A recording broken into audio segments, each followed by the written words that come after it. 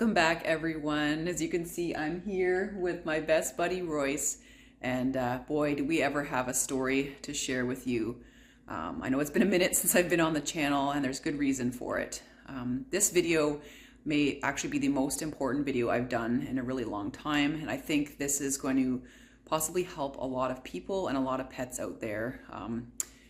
We went through something very, very scary at Christmas with Royce. Stay tuned. So I'm so glad to have him here with us still. It was pretty touch and go over the holidays. As you guys saw in my last video, we were at the cabin and we were doing our little Christmas video. Royce was just recovering from his neuter and he was doing really well, very energetic. I know you guys remember seeing him running around, stealing my skull, playing in the woods, and having a grand old time. It wasn't like long after that video was filmed that I started noticing something wasn't right about him. Basically, he wasn't himself.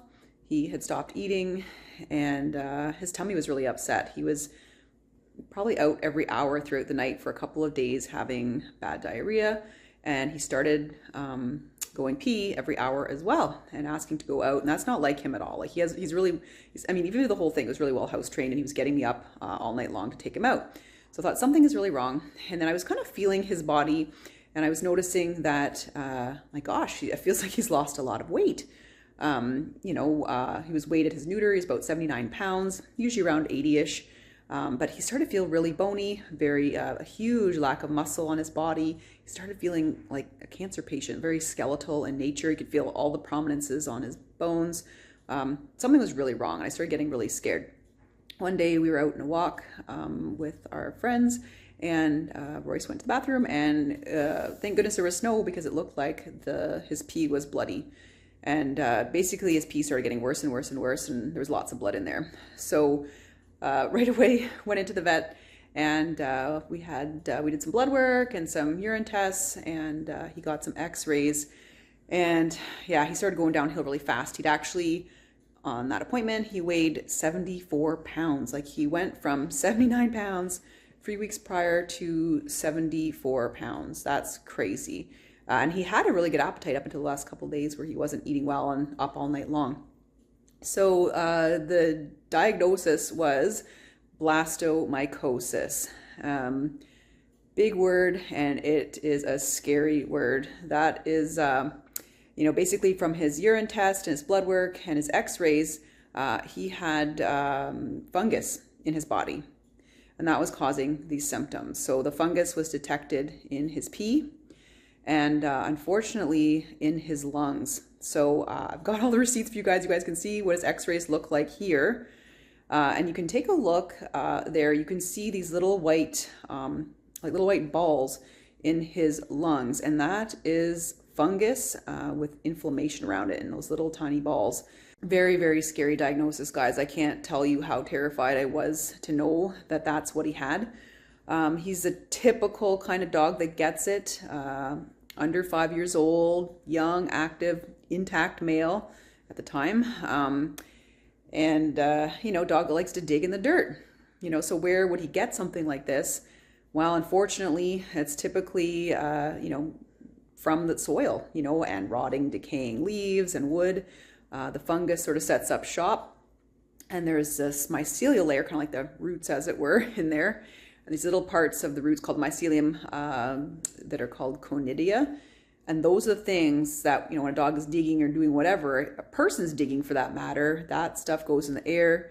And, with these big nostrils, show me your nose, these big nostrils here, he inhaled the fungus, and it set up shop in his lungs, and it started traveling throughout his body, and it was actively trying to kill him. He never really had a whole lot of breathing symptoms. Thankfully, I think he gagged like a couple, he's gonna leave. He only gagged a couple of times, and that was when he was sort of outside having a bad stomach upset. So I thought, well, he's trying to throw up or something. So, I mean, looking back, maybe that was his attempt to try and cough. So it went in his lungs, he breathed it in. The incubation period from, basically inhaling it to having it set up shop is anywhere between 3 weeks and 12 weeks. So I suspect it happened sometime in the fall. I have video of him actually digging in the field. I don't know if you guys remember that one video where he was digging out an old chipmunk hole. He'd found something, he stuck his head in there. I don't know if that's the time it happened. We'll never know. I suspect it's the cabin, but you know, it really could be anywhere. It is found, this fungus is in our area. It's, I'll go over where it's found in a little while. So basically it set up shop in his body, and it was actively trying to kill him. He had high fever. He seemed uncomfortable. He had no appetite. He had this gagging, stomach upset. And then of course, with the peeing, what that was is that the organism was actually in his urinary tract and setting up shop in his prostate. So I can't imagine the kind of pain he was in. Like, he's such a stoic dog, you wouldn't really know it. So a decision was made on December 23rd, when he was really, really ill, to transfer him to a clinic 2 hours away from us that had 24/7 care. He was so sick, he needed to be on intravenous and to get all of his medications given to him by IV and, you know, by mouth. So it was a really horrendous Christmas. He was away from us for 7 days, and getting all the proper care that he needed. And they did a really good job with him. And every day I got little pictures of him. He looked super depressed. I know some of you guys, you know, may have seen his pictures there on his Instagram. So I wanted him home, but I also wanted to make sure that he was stable, because treatment for the blastomycosis is intense, and some dogs get extremely worse in the first week of treatment, as the medication they're given causes the fungus to die off. So thankfully he's home with us now, and I wanted to go over a little bit more about blastomycosis. So blastomycosis, like I mentioned before, it's a fungal infection, and people can get it as well as animals. And quite often animals are the sentinels for disease in people. I'm going to see my doctor to see if I can get a chest x-ray to make sure that I don't, you know, haven't acquired it, because I was obviously exactly where he was when he acquired it. You know, animals are way more likely to get it than we are because their heads are super low to the ground. But there's a lot of outbreaks right now, especially in Ontario. We have a big outbreak at Constance Lake First Nation. That's really, really alarming. And they're in the hospitals right now in Hearst getting treatment. You know, there's lots of outbreaks in pets as well. Blastomycosis is found, I'll put up a little map here that I found online of where you can find it in the world, but big time areas are around Great Lakes, near lakes and rivers. You know, down by Missouri, Wisconsin, you know, the East Coast, maybe sort of borderlines at the top of North Florida. It's also in Africa and India as well. Northern Ontario, it's becoming, and I believe with climate change, we're going to see more fungal diseases and things like that, because the temperatures, you know, are just getting more ideal for it. This fall was really warm, very prolonged warm fall, very damp, and it's found in areas too where there's that sandy soil, there's a lot of dew, a lot of you know, rain and things like that. So it was just a perfect environment for this little pocket of blastomycosis wherever the dog picked it up. It just obviously flourished this year. So really important, if you live in those areas in the map, if you play, trap, hunt, fish, you need to be aware of it as a person too, because people get this and it is fatal if you don't treat it. There's rare cases in people, I think, where you can, your immune system does clear it, but you need to get treatment immediately. It's a long haul. Fungal diseases take a super long time to get rid of. As you know, Royce will be on medication. He's going to be on medication for possibly 4 to 6 months, sometimes up to a year. In just a minute, I'm going to go over his daily medication regime, just so you know kind of what we're up against. You know, the symptoms that it's a great pretender. A lot of people think it's, you know, like you get diagnosed as cancer because these little balls in the lungs that you saw in Royce's x-ray. You also kind of look like a cancer patient. You're coughing, you've lost a ton of weight, you've lost a lot of muscle, you have no appetite, you know, so it can be misdiagnosed. So important that you know the symptoms. Sometimes it's coughing, shortness of breath, muscle aches, fever, urinary problems, skin problems. So sometimes, you know, pets and people, I think in humans it looks kind of like warts. Pets can get these red kind of like draining, pussy scabs on their body, and that can be a kind of a first indicator that it's kind of breaking through the skin and coming out. That you can kind of see the fungus in those, you know, those bumps as well. And really bad situations, it gets into the eyeballs and makes them blind. You can see online there's a dog named Fenway that had blasto, and blastomycosis called blasto. And the dog had to have, I believe it's either one of the eyes, possibly two of the eyes removed. because it's really, really hard once the fungus gets into, like, eyes where it's kind of walled off, it's hard to treat. So it can lead to blindness. It can also get into your brain, and that can also be really hard to treat as well and lead to seizures and death. And of course goes into the lungs, and you have like all those breathing symptoms. So there's a lot of different symptoms out there for blastomycosis, so really important. I'll put a link in the description box of this video so you can read all the things about it.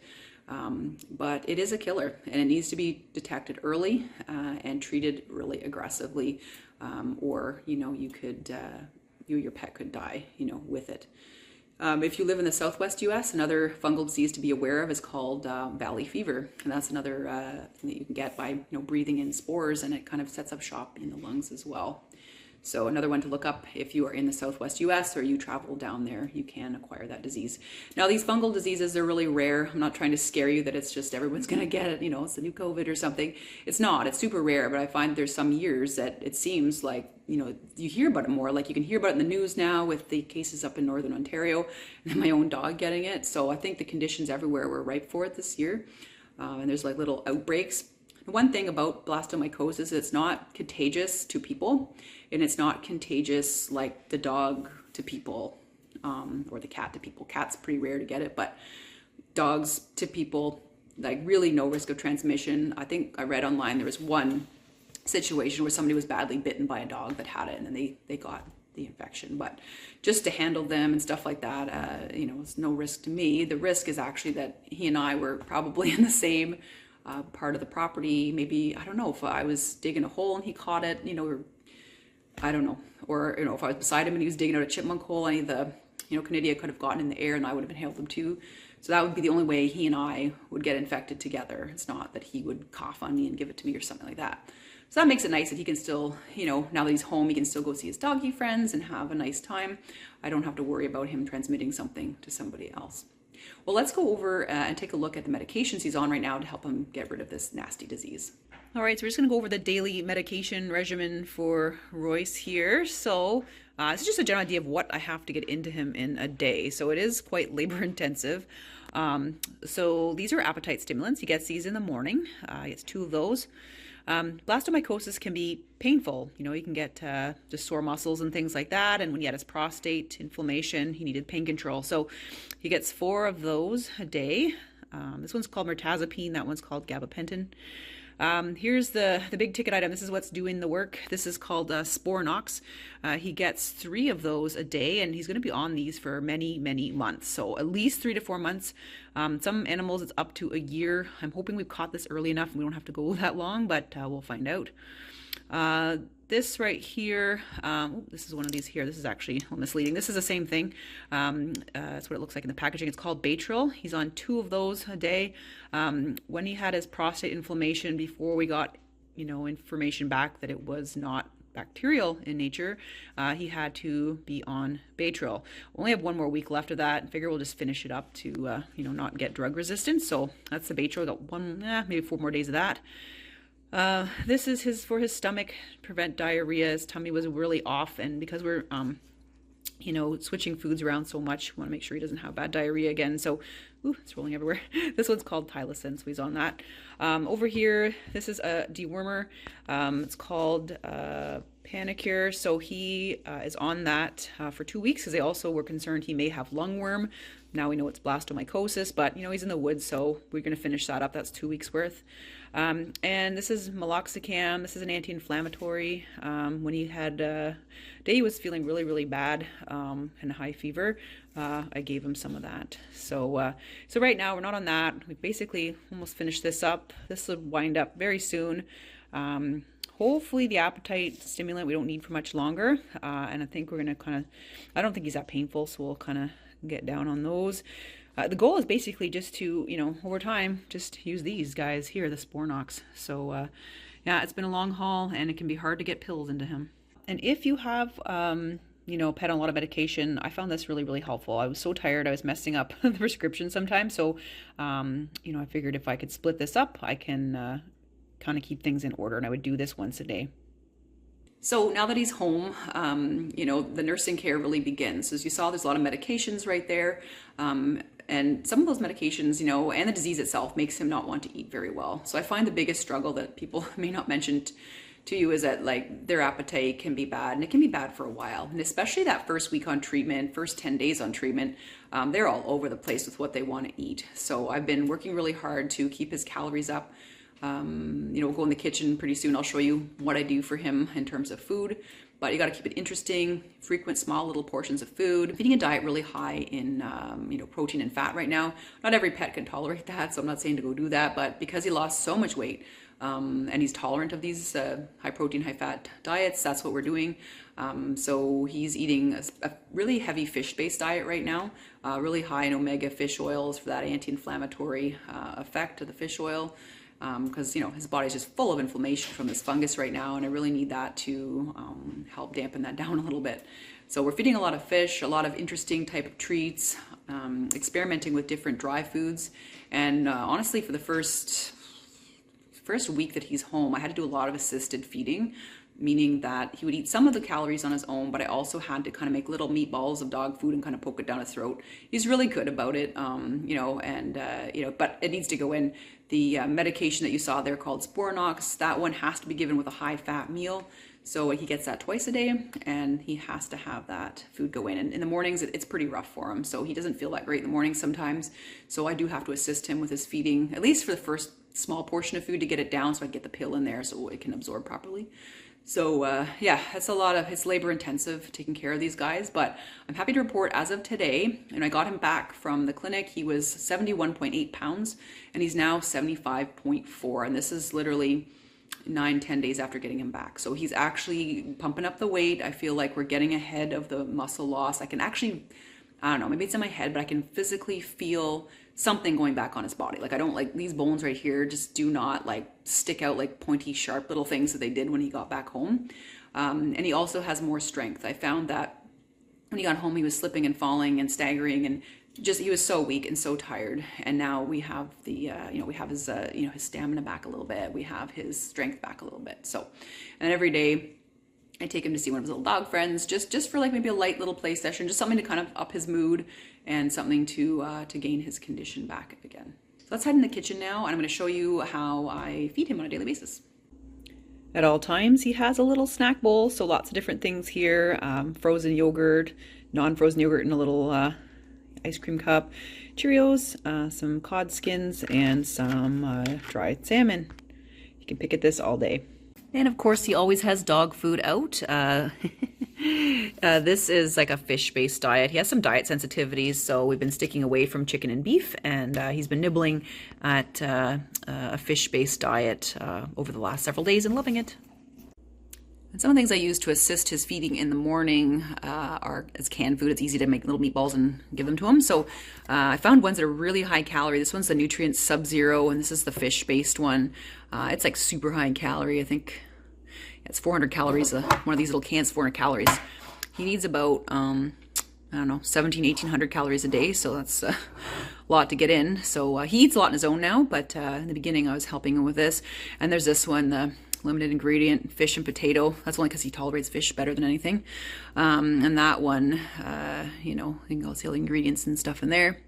And it's pretty high calorie too. I believe this one is at 410 calories, but you can see how much volume. So this is actually better to get in volume wise than this if you have to hand feed.